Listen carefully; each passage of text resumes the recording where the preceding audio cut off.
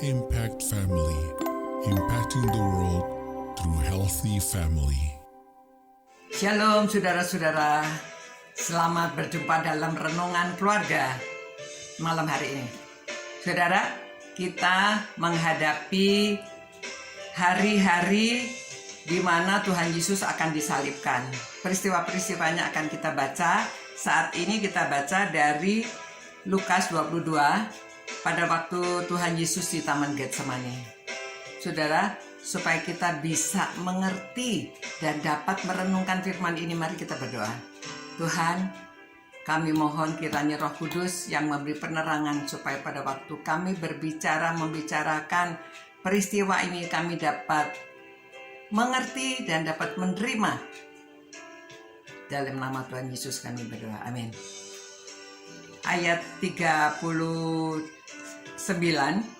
Lalu pergilah Yesus ke luar kota dan sebagaimana biasanya ia menuju Bukit Zaitun. Murid-muridnya juga mengikuti dia. Setelah tiba di tempat itu, ia berkata kepada mereka, "Berdoalah supaya kamu jangan jatuh ke dalam pencobaan." Kemudian ia menjauhkan diri dari mereka kira-kira sepelemparan batu jaraknya. Lalu ia berlutut dan berdoa katanya, "Ya Bapakku, jikalau engkau mau, ambillah cawan ini daripadaku. Tetapi bukanlah kehendakku, melainkan kehendakmu lah yang terjadi." Maka seorang malaikat dari langit menampakkan diri kepadanya dan memberi kekuatan kepadanya. Ia sangat ketakutan dan makin bersungguh-sungguh berdoa. Peluhlah menjadi seperti titik-titik darah yang bertetesan ke tanah. Lalu ia bangkit dari doanya dan kembali kepada murid-muridnya. Tetapi ia mendapati mereka sedang tidur karena duka cita. Katanya kepada mereka, "Mengapa kamu tidur? Bangunlah dan berdoalah, supaya kamu jangan jatuh ke dalam pencobaan." Saudara, dikatakan sini supaya kamu jangan jatuh ke dalam pencobaan. Ini juga Tuhan Yesus pada waktu itu kita juga bisa gambarkan. Pada waktu melihat film The Passion of Christ digambarkan juga ya bahwa iblis sedang mencobai dia. Itu sebabnya pada waktu Tuhan Yesus mulai pelayanan itu ada 3 macam cobaan yang dia alami.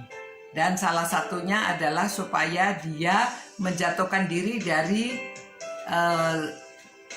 atapnya bait Allah. Tetapi dia menang, dia tidak mau ya, hanya menggunakan kuasanya. Tapi di sini dia mengatakan kalau bisa cawan ini Tuhan kalau mau dia tidak harus harus menerima cawan ini. Ya, Tuhan singkirkan cawan ini. Tetapi bukan kehendakku, melainkan kehendakmu. Cawan itu adalah digambarkan sebagai penderitaan atau murka Allah yang disampaikan karena dosa manusia, dosa saudara dan saya, dosa seluruh dunia. Dan Tuhan Yesus harus menelan itu. Ya, atas murka Allah terhadap dosa. Kalau Tuhan Yesus tidak mau menelan, saudara dan saya, kita tidak diampuni dosa kita. Tapi akhirnya ya kehendak mulai yang jadi. Dia akan menderita. Tuhan Yesus tahu apa yang akan dihadapi. Karena Tuhan Yesus waktu itu adalah sebagai manusia 100%. Ya, dia akan mengalami seperti ini dikatakan ketakutan. Tetapi malaikat datang memberikan kekuatan kepada dia. Dan Tuhan Yesus menang. Ya, dan kehendak Tuhan yang jadi.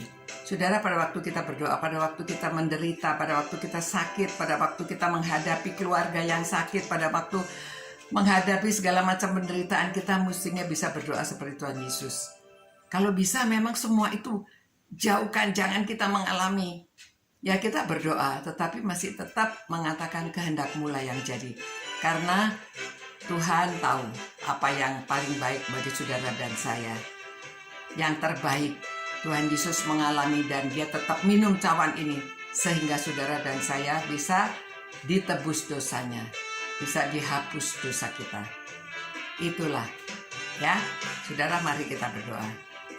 Tuhan, terima kasih Tuhan, biarlah kami mengerti sungguh Tuhan apa yang Kau alami dan kami tidak meremehkan dan kami juga rela ya Tuhan menghadapi penderitaan, kesusahan dan hanya kehendak Tuhan saja yang jadi dalam hidup kami ya Tuhan, supaya kami dapat menjalani dan mengatakan kehendak-Mu yang jadi.